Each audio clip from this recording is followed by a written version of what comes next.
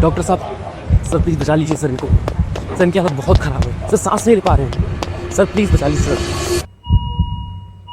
Patient की insurance policy है? नहीं, काउंटर पे 50,000 कैश डिपॉजिट करवाओ, फिर देखते हैं। जब हमें चोट लगती है या फिर कोई हेल्थ इशू होता है ना, तो हम सिर्फ एक इंसान को देखते हैं, लेकिन क्या हो अगर वो सफेद कोट एक बिजनेसमैन हो। आज हम बात करेंगे उस डार्क रियलिटी की जो बड़े प्राइवेट हॉस्पिटल्स या फिर कुछ गवर्नमेंट हॉस्पिटल्स के बंद दरवाजे के पीछे चलती है। कैसे आपकी बीमारी किसी की मंथली टारगेट बन चुकी है। आपको लगता होगा कि महंगी दवाइयों में लुटते हैं हम, पर वीडियो के एंड में आपको पता चलेगा कि असली गेम दवाइयों का तो है ही नहीं, असली खेल तो आपके दिमाग के साथ खेला जा रहा है। दुनिया का कोई भी बिजनेस देख लो, आप फोन खरीदते हो तो पहले उसके स्पेक्स देखते हो, पर मेडिकल इंडस्ट्री एक अकेला ऐसा फील्ड है जहाँ पे आपको पता ही नहीं होता कि आपको क्या चाहिए। ये बात डॉक्टर डिसाइड करता है, बस आप बिल भरते हो। इसे इकोनॉमिक में इंफॉर्मेशन एसिमेट्री कहते हैं। इसके पीछे एक बहुत ही डीप साइकोलॉजी काम करती है, जिसे कहते हैं अथॉरिटी बायस या फिर हेलो इफेक्ट। एक बड़ा हॉस्पिटल और व्हाइट कोट देखते ही हमारा दिमाग सवाल करना ही बंद कर देता है। डॉक्टर साहब ने लिखा है तो ठीक ही होगा, पर आपने क्या कभी सोचा है कि एक ही ब्लड टेस्ट एक लैब में 500 का होता है और दूसरे लैब में वही 1500 का क्यों होता है? क्योंकि इस अथॉरिटी बायस का फायदा उठाकर शुरू होता है कट प्रैक्टिस। जब एक डॉक्टर आपको स्पेसिफिक लैब का एड्रेस लिख कर देता है ना, तो उसमें उसका 30 से 50% तक का डायरेक्ट कमीशन सेट होता है। आप टेस्ट अपनी जान बचाने के लिए कर रहे हैं, पर एक्चुअली में आप किसी इंसान के गाड़ी का बिल भर रहे होते हैं। अब मैं आपको एक पर्सनल एक्सपीरियंस बताता हूं। कुछ टाइम पहले मैं अभी त्रियुण ट्रैक करने गया था,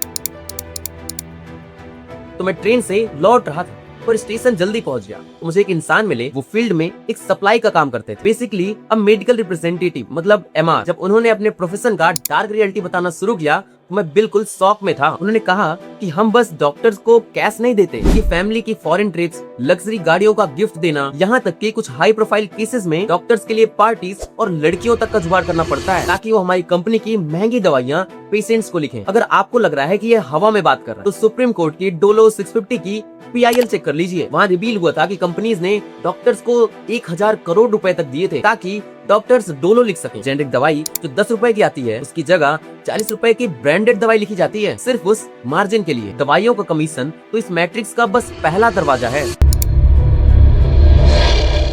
असली खेल शुरू होता है डायग्नोस्टिक यानी टेस्ट रिपोर्ट से। आजकल अगर आपको वायरल फीवर या फिर हल्का सा पेट दर्द भी हो तो कई प्राइवेट हॉस्पिटल्स बतेरे टेस्ट की लिस्ट पकड़ा देते हैं। आपको लगता है कि डॉक्टर्स सेफ्टी के लिए आपके लिए ओवर केयरफुल हो रहे हैं। नहीं, ये इसे डिफेंसिव मेडिसिन बोलते हैं, पर एक्चुअल में ये टारगेट बायस्ड मेडिसिन है। बड़े कॉर्पोरेट हॉस्पिटल्स में सॉफ्टवेयर तक यूज होता है जो ट्रैक करता है कि अब डॉक्टर पर पर्सन कितना रेवेन्यू जनरेट किया। अगर वो टेस्ट नहीं लिखेगा तो मैनेजमेंट उससे सवाल करती है कि आपका कन्वर्जन रेट क्यों कम है। लेकिन इस मेडिकल अंडरवर्ल्ड का सबसे काला सच वो है जो ICU के बंद दरवाजों के पीछे चलता है। एक ऐसी सच्चाई जो इंसानियत को शर्मसार कर दे, द वेंटिलेटर स्कैम।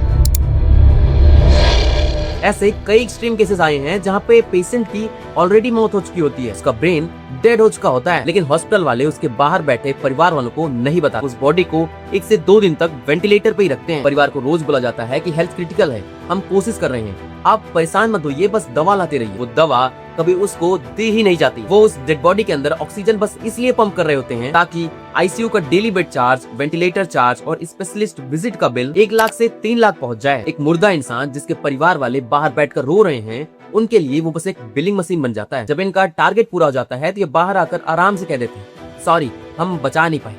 क्या ये भी एक बिजनेस मॉडल है? किसी के दुख और इसके मौत के वक्त उसका पॉकेट काटना, इसे सिस्टम कहेंगे या फिर ऑर्गेनाइज्ड क्राइम? अब आप लोगों में बहुत से बोलेंगे जब बात जान पे आती है ना तो कोई पैसे नहीं देखता, हॉस्पिटल फैसिलिटीज भी तो देते हैं। आप बिल्कुल सही हो। जब परिवार का कोई इंसान ICU में होता है ना तो इंसान अपना घर तक बेचने को रेडी होता है। पर सबसे डार्क सच यही है, इन कॉर्पोरेट सिस्टम को पता होता है कि आप एक्सट्रीम डर में हो, आप फिजिकली और मेंटली वल्नरेबल हो और इसी का ये फायदा उठाते हैं। क्या आप जानते हैं आजकल डॉक्टर्स डॉक्टर नहीं है, वो एक एम्प्लॉय हैं जिनको ऊपर से रेवेन्यू टारगेट मिलता है। वर्ल्ड हेल्थ ऑर्गेनाइजेशन WHO कहता है कि जनरली C सेक्शन मतलब ऑपरेशन वाली डिलीवरी का रेट 10 से 15% होना चाहिए, पर इंडिया के कुछ स्टेट्स में ये परसेंटेज 40 से 50% क्रॉस कर चुका है। नॉर्मल डिलीवरी 15,000 में होती है, पर C सेक्शन 1 लाख से भी ज्यादा लग जाते हैं। क्या इसे भी आप जान की कीमत कहेंगे? तो अब हम इस मैट्रिक्स से बाहर कैसे आएं? इस लूट से कैसे बचें? पहला, जब कोई बड़ा सर्जरी या फिर महंगा टेस्ट बोला जाए तो चुपचाप सेकंड ओपिनियन लो किसी दूसरे बड़े इंडिपेंडेंट डॉक्टर से। दूसरा, डॉक्टर से बिना डरे पूछो क्या इसका कोई सस्ता अल्टरनेटिव है। अथॉरिटी बायस को तोड़ना पड़ेगा, सवाल करना शुरू करो। दोस्तों, वीडियो एंड करने से पहले मैं आपसे डायरेक्ट बात करना चाहता हूँ। मेरा कोई इंटेंशन नहीं है डॉक्टर्स को डिफेम करने का या फिर उन्हें गलत बोलने, और मेरी औकात भी नहीं है। हमें बचपन से सिखाया गया है कि डॉक्टर्स भगवान का ही रूप होते हैं, और आज भी बहुत से ऐसे डॉक्टर हैं जो अपनी जान पे खेल के दूसरों की जान बचाते हैं। मैं उनकी दिल से रिस्पेक्ट करता हूँ, लेकिन जो चीजें आज बिजनेस बन चुकी हैं, मेरा मकसद सिर्फ उन चीजों को सामने लाना था, ताकि जब आप अगली बार किसी क्लिनिक में जाओ तो आप कम्प्लीटली अंधे ना हो। अगर आपको ये वीडियो हल्की सी भी वैल्यूएबल लगी हो तो लाइक जरूर करना, और अगर आप या आपकी फैमिली इन चीजों को फेस किया है तो मुझे कमेंट्स में अपना एक्सपीरियंस जरूर बताना। और बाकी ऐसी वीडियोस के लिए मुझे पता है आप सब्सक्राइब तो कर ही देंगे।